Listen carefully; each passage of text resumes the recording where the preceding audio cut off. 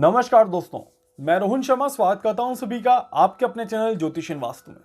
कैसे हैं आप सभी? आज मेरी एक सज्जन से बात हो रही थी और उन्होंने अपनी कुंडली में अपने ग्रहों को देख करके इस तरह से एक गलत धारणाएं बना रखी थी और इस तरह से वो पैनिक हो रखे थे कि बहुत मुश्किल था उन्हें समझाना कि ग्रह कैसे काम करते हैं। क्योंकि जब कभी आप किसी चीज को लेकर के आप कोई सीखने की कोशिश करते हैं या फिर आप कभी आगे बढ़ने की कोशिश करते हैं तो आप कुछ चीज़ों को लेकर के बैठ जाते हैं और यही चीज़ें जिस पर आपको लगता है कि वो सही है बट वो नहीं होती और उस वजह से फिर आपको परेशानियां होना शुरू हो जाती है। ऐसे में ही आप सभी काफ़ी बार कुछ ग्रहों को अच्छा और कुछ ग्रहों को खराब मान करके बैठ जाते हैं और उस वजह से आप सभी को ये पता नहीं चल पाता कि वो ग्रह आपकी कुंडली में किस तरह से रिजल्ट दे रहा है। काफी बार मैंने कई लोगों को यहां पर कहते हुए सुना है कि ये ग्रह मेरी कुंडली में बहुत खराब है या ये ग्रह मेरी कुंडली में बहुत अच्छा है।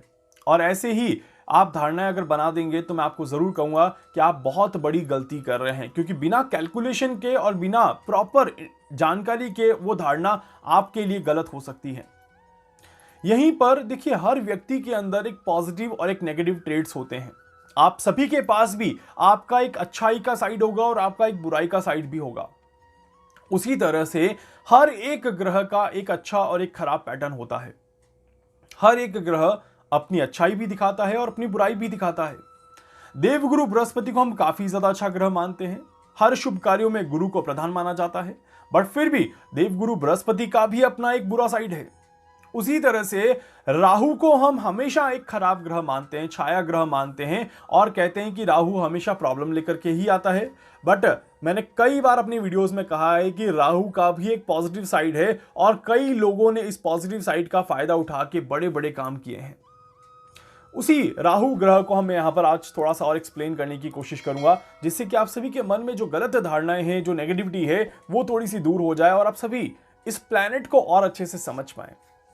देखिए, राहु यहां पर हमारे 9 ग्रहों में से एक ग्रह बहुत इंपॉर्टेंट ग्रह बनता है और इन 9 ग्रहों में राहु का जो स्थान है वैसे तो सबसे नीचे है, बट काम के मामले में ये कभी कभार सबसे ऊपर भी आ जाता है। राहु को रहस्य बोला जाता है। राहु कहा जाता है कि ये बहुत बड़ी मिस्ट्री है, ये बहुत बड़ा रहस्य है। बट किस चीज का रहस्य है, शायद ये जानने की कोशिश किसी ने नहीं करी। देखिए, राहु का जो प्रभाव रहता है वो आपके जीवन के हर एक एस्पेक्ट में आता ही आता है।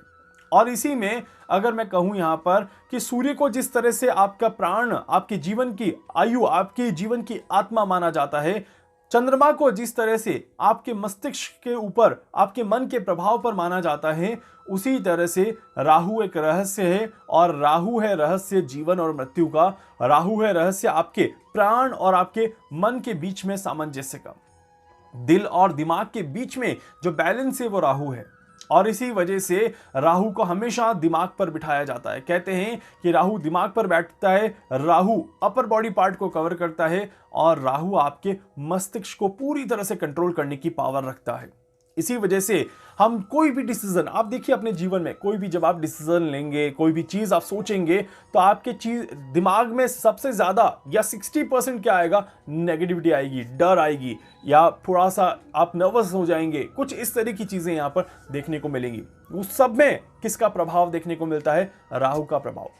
तामस थॉट जिसको हम कहते हैं कि नेगेटिव थॉट्स, उस तरह के थॉट्स में राहु का इन्वॉल्वमेंट ज्यादा होता है।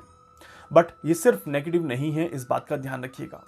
सडन आपके दिमाग में जो इंसिडेंट आते हैं, सडन थॉट जिसको हम कहते हैं, सडन तुक्के जो आप लगाते हैं एग्जाम्स में, उसमें भी राहु का प्रभाव है। वो भी आपको वहां पर जीत दिला देता है। काफी बार आप कहते हैं कि यार मैं तो तुक्के लगा के आया था बट 60% आ गए, और या फिर कोई बहुत बड़ा निष्कर्ष लेना है और सडनली एक थॉट आया और सारी कहानी बदल गई। वो जो सडन थॉट है आपका, वो आपका राहु है। इसी वजह से राहु को हमेशा खराब मान लेना, राहु को हमेशा नेगेटिव मान करके आगे बढ़ जाना, ये सबसे बड़ी गलत धारणा है। तो जैसे मैंने कहा, राहु का जो मेन असर होता है वो आपके दिमाग के ऊपर होता है। राहु यहीं पर आपके जीवन में बहुत सारी अच्छी चीजें करने की कोशिश करता है, जो कि आप अपने दिमाग के बलबूते पर करने का प्रयास करते हैं। आपकी पढ़ाई में रुकावट से लेकर के आपके करियर में ग्रोथ तक राहु का इन्वॉल्वमेंट रहता है। और इसी वजह से राहु को हम हमेशा मैं जब भी कैलकुलेट करता हूं, स्पेशली किसी और की बात नहीं कर सकता, बट जब भी मैं किसी कुंडली को कैलकुलेट करता हूं तो हर एक ग्रह को बराबर चेक करने की कोशिश करता हूं, और उसी में राहु को भी मैं उतनी ही ज्यादा प्रायोरिटी देता हूं जितनी मैं किसी और ग्रह को दे रहा हूं। ऐसा नहीं कि ये छाया ग्रह है तो इसको प्रायोरिटी नहीं दी जाएगी, या फिर ये नेगेटिव ग्रह है तो इसको सिर्फ नेगेटिव मान करके, नेगेटिव बोल करके आगे बढ़ जाएगा। ऐसा नहीं होता। इस बात का विशेष ध्यान रखिएगा। आप किसी चीज को सीखते हैं, आविष्कार करते हैं, किसी चीज में आप अपने दिमाग को लगाते हैं, अपनी एनर्जी को लगाते हैं, उसमें राहु का इन्वॉल्वमेंट होता ही होता है। राहु के इन्वॉल्वमेंट के बिना कोई भी चीज सीख लेना व्यर्थ है।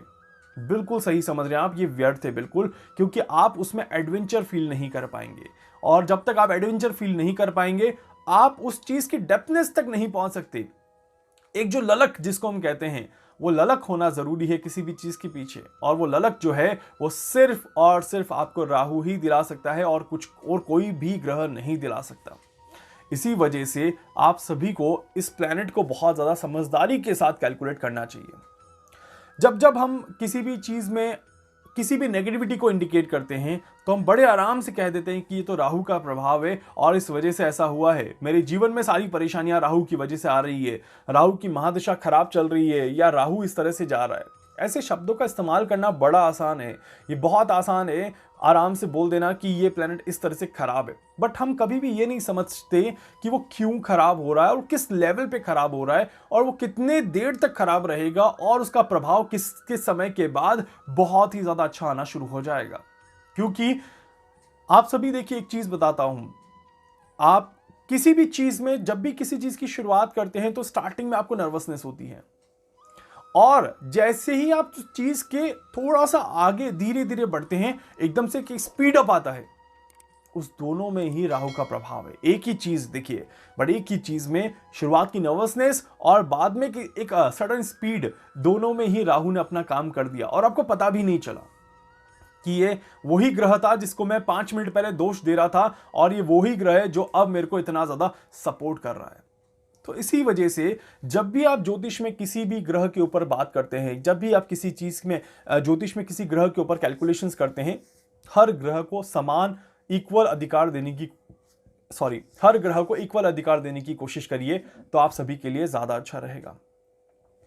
राहु जो होता है वो एक मिस्टीरियस प्लैनेट क्यों कहा जाता है, इसको भी मैं आपको समझाने की कोशिश करता हूं कि देखिए, जब भी आप किसी चीज में, मिस्ट्री का मतलब क्या होता है, रहस्य का मतलब होता है कि अंदर तक जाने की क्षमता, मतलब कि ऐसी चीज जिसमें किसी चीज का अंत नहीं है, और जब किसी चीज का अंत ना हो तो वो एक रहस्य बन जाता है, क्योंकि आगे कौन सी परत खुलती जाएगी ये नहीं पता। और राहु हमेशा नेगेटिव परतों को ही ऊपर करे ऐसा भी नहीं कहा जा सकता। जब हमें अपने दिमाग की, आप सभी को पता होगा कि ब्रेन की सर्जरी बहुत मुश्किल होती है। आप सभी को पता होगा कि दिमाग में बहुत सारी चीजें हम भर के रखते हैं। हमारे दिमाग में कई तरह के थॉट्स, कई तरह की बातें, कई तरह की यादें, कई तरह की मेमोरीज, और पता नहीं दुनिया भर की, दुनिया जहान की चीजें होती हैं। आज हम, जैसे आप अभी ये वीडियो देख रहे होंगे, आप जस्ट थॉट रखिए कि 5वीं क्लास में आप किस समय पे क्या कर रहे थे, आपको शायद एकदम से याद ना आए, बट जब बहुत ज्यादा जोर लगाएंगे तो आपको तुरंत याद हो जाएगा। 10 साल पहले की कोई मेमोरी याद कर लीजिए, आपको याद आ जाएगी। इतना स्ट्रांग दिमाग आपने लेकर के रखा हुआ है, और इतनी सारी चीजें आप अपने दिमाग में स्टोर करके रखे हुए हैं, और ये स्टोर के बाद कौन सी चीज कब कहां कैसे काम आ जाए नहीं पता, और इसी नहीं पता को मिस्ट्री कहते हैं। ये मिस्ट्री का मतलब ये नहीं कि आप जानते नहीं है, मिस्ट्री का मतलब ये है कि किस चीज का इस्तेमाल कब कर लिया जाए, कब आ जाए, ये आपको नहीं पता। और यही रहस्य है कि जीवन के कौन से समय पर कौन सी चीज आपके सामने खड़ी हो जाए, और उस समय पर किस चीज का इस्तेमाल आपने करना है, यही रहस्य है। स्विमिंग हम सभी सीखते हैं, बट स्विमिंग ऐसा नहीं कि हमारे डेली काम आएगी, बट जब भी ऐसा कोई बहुत ज्यादा समय आ जाए जब आप किसी पानी के दायरे में हो और आपको किसी को बचाना पड़े, या आपको अपने आप को बचाना पड़े, उसी समय आप स्विमिंग का सही इस्तेमाल कर सकते हैं। तो वो एक रहस्य जो है कि वो परत कब आएगी, वो समय कब आएगा, वो रहस्य है। और वही रहस्य जो है वो हमारे जीवन का राहु है। और इसीलिए राहु को दिमाग के सबसे ऊपर बिठाया जाता है। कहा जाता है कि शरीर के सबसे ऊपर का जो भाग है वो आपका राहु है, और इसीलिए राहु को वहां पर बिठाना जरूरी है, क्योंकि अगर राहु वहां पर नहीं बैठेगा तो वो रहस्य पैदा नहीं हो पाएगा, और वो रहस्य अगर पैदा नहीं हुआ तो जीवन का महत्व खत्म हो जाएगा, या फिर जीवन के महत्व में जो वो एक एडवेंचर है वो एडवेंचर आपका खत्म हो जाएगा, आपका जीवन नीरस हो जाएगा। और इसी वजह से उस रस को भरने के लिए, उस एडवेंचर को देने के लिए, उस समय को और अच्छे से निकालने के लिए हम सभी इस प्लैनेट को इस्तेमाल करते हैं।